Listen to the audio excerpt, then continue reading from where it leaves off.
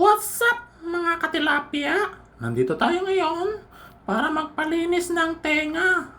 Sobrang kapal na ng ating tululi. Tulili pala. Punta lang po kayo dito sa may Shimpong Station. $280 lang po ang inyong babayaran. Magdala lang po kayo ng ARC at health card para sa registrations. Tapos hintayin niyo pong tawagin ang inyong number para po kayo ay malinisan na ng tenga.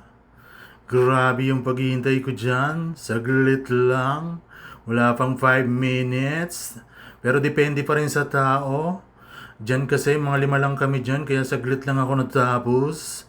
Paikot-ikot ako dyan sa may upuan kung saan ako komportable.